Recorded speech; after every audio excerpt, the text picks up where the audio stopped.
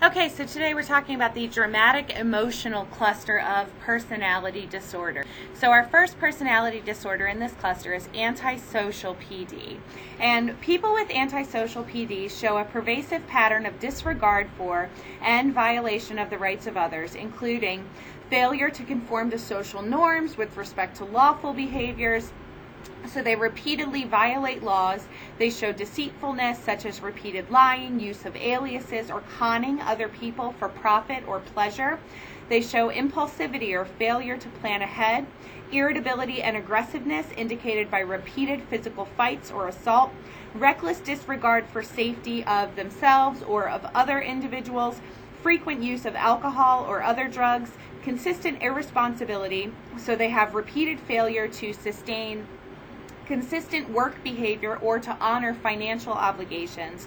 They also show a lack of empathy or remorse. So they're indifferent to, or they rationalize about having hurt, mistreated, or stolen from other people. So they might say like, oh, well, it's really not that big of a deal, or I don't feel bad about this at all.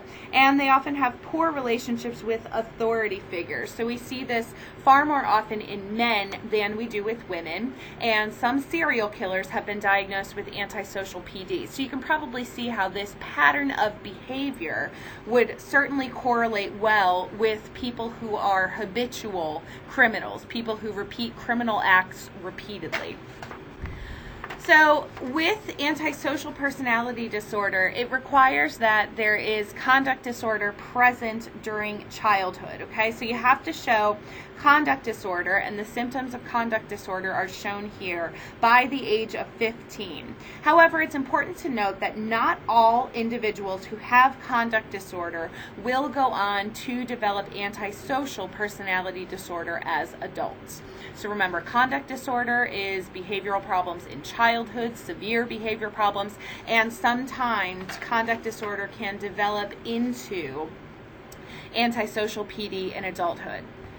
To give you an example of a famous person diagnosed with antisocial personality disorder, we have Ted Bundy, who raped and murdered as many as 36 women, and that's only what he admitted to. It's estimated that he raped and murdered over 100 women, and he was very manipulative. He used his charm and his good looks to lure the women in, and to quote him, he was the most cold-hearted SOB you'll ever meet, who didn't feel guilt for anything. So that's that lack of empathy, lack of remorse, and he felt sorry for people who felt guilt. So clearly these individuals are only in, quote, relationships for whatever it is that they can actually gain from that particular relationship. Okay, so borderline personality disorder. Here is a case study about Sarah. So I want you to read this. So pause the video, read this, and then we'll discuss. So in borderline personality disorder, the central features are that these individuals have very unstable personal relationships. They fear abandonment, and they make desperate attempts to maintain friendship. But their perception of a relationship is so unstable that a friend can become an enemy over an ordinary disagreement. So their interpersonal relationships are very turbulent. They are very tumultuous. They also have an unstable self-image. So they show a lot of uncertainty in major life issues like life goals, sexual orientation, values, career choices, or types of friends. They also have a lot of instability with their emotions. So the emotional state can fluctuate dramatically from euphoria to intense anxiety to rage in a matter of hours or days. And these emotional fluctuations are usually related to social interactions. There's also a history of poor impulse control. So reckless impulsivity may cause people with this disorder to act in very self-destructive ways. So oftentimes we find that individuals with borderline might drive really dangerously. They might have an eating disorder where they're binging on food. They might engage in severe use of substances. So they could have problems with alcohol or other drugs. They might engage in a lot of sexually impulsive behavior.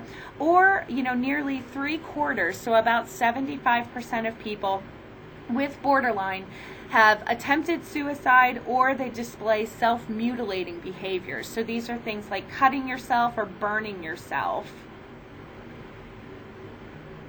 A lot of times individuals with borderline describe themselves as kind of a shell of a person, chronically bored and empty. They seek some kind of stimulation, and so that's where the impulsive behavior comes in.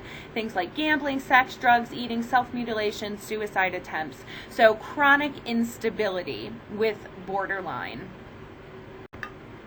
Okay, so this is a case study for histrionic personality disorder, so I want you to read this and then relate it to the next part here. So pause the video. Okay, so histrionic personality disorder, central feature here is self-dramatization. Emotional displays are often a manipulative attempt to gain attention and sympathy. Interpersonal relationships are very fragile, and in these relationships, these people want to be the center of attention.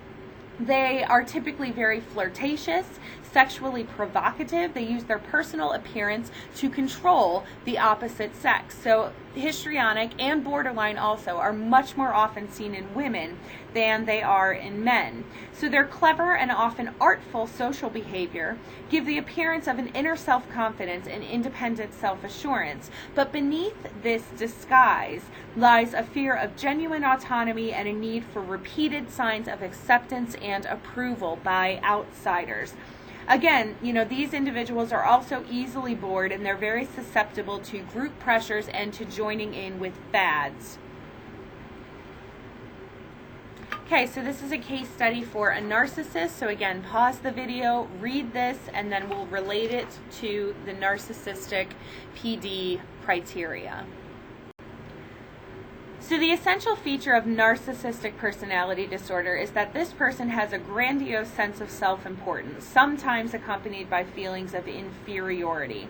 So this person will brag about talents and achievements, often accompanied by a very fragile self-esteem. And these individuals are poorly equipped for real friendships or for mature adult relationships. They demand a great deal from others, like affection, recognition for their accomplishments, this desire for admiration.